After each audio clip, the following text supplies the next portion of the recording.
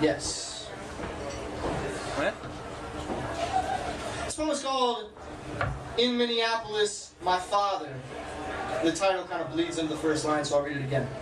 In Minneapolis, my father watched a crew wipe the family name from the face of our old bar. The new owners slapped a cartoon moose on the sign out front.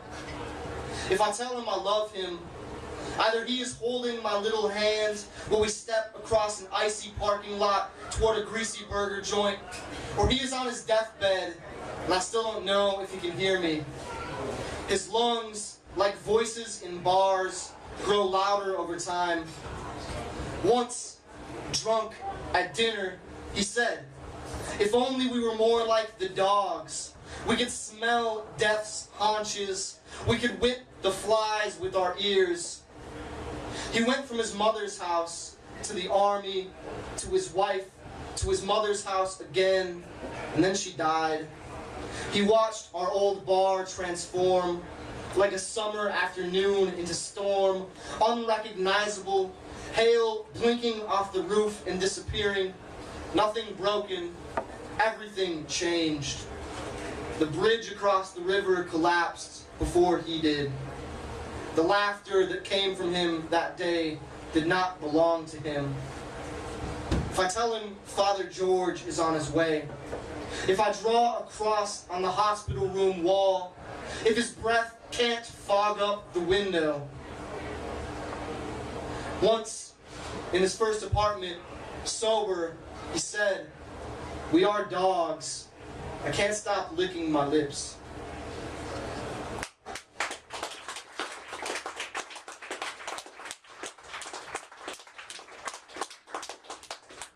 Thank you. It's a sad poem. I'm gonna say some more sad poems. How you guys doing? Sad! Sad. Moderate. Moderate. I have a knock-knock joke about Mitt Romney, but to tell it, I have to show a picture of Mitt Romney naked. You guys want me to do that? Yes! That's a bad idea. Would you get So, naked? what's that? Did you just get naked? Actually, I don't know if you know this, but I played Mitt Romney's stunt butt in at least 3 speeches. I didn't even have to wear the magic underwear. That's funny if you know Mormons. Right? Alright, so I have a rule that every reading I give, I have to read a poem by another human being. To kind of give tribute to the other poets who do this out there, who have informed my work and stuff like that. So I'm going to read a poem by a friend of mine. His name is guante. It's like a Spanish word for glove. Used to be a boxer or something, I don't know how he got the name. But this poem is called Family Business.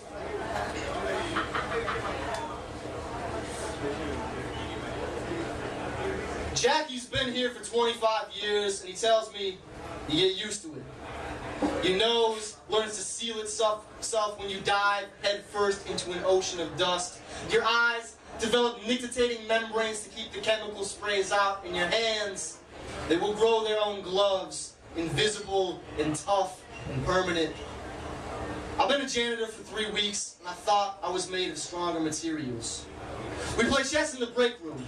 Jackie asked me what my favorite piece is, and I tell him it's the pawn, because, you know, he's the underdog, the odds are against him, and yeah, Jackie identifies with the pawn too, but he sees nobility in their sacrifice, he sees beauty in their simplicity, and the fact that they're always moving forward.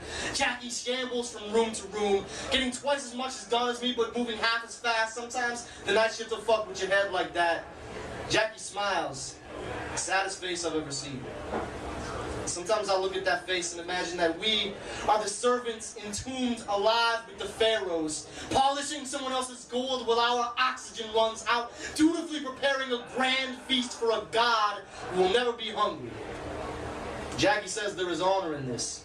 Good day's work, honest living, that there is poetry in this. But what kind of poetry lives in a can of orange naturalizer, the liquid breath of dragons, the mist dissolves every word creeping up my throat, overwhelms every idea. They got me wiping my reflection from the glass. They got me scrubbing the shadows off the walls. They got me so afraid of my alarm clock that I can't fall asleep until I'm left with nothing but two eyes that refuse to close for fear of what they might dream. Is there really honor in this?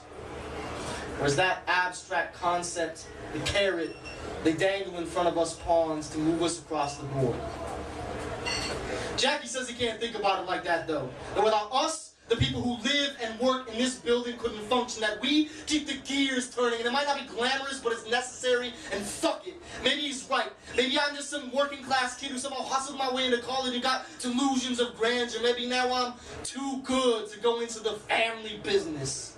100 generations of factory workers, and farmers, and infantry, and pawns. So I suck it up. Last for 2 more weeks. Now, my final day before an uncertain future, I make it a point to shake Jackie's hand and I tell him, I've been thinking, man. I think the reason that pawns can't move backwards is because if they could, they would kill their own kings in a heartbeat. Instead, we are forced to keep moving, believing we can make it to the other side and become royalty ourselves, but most likely dying on the way there. Sacrifice for a cause we don't even understand. I wish you the best, man. I wish you horses and castles. Jackie smiles, the saddest face I've ever seen, disappears into his work.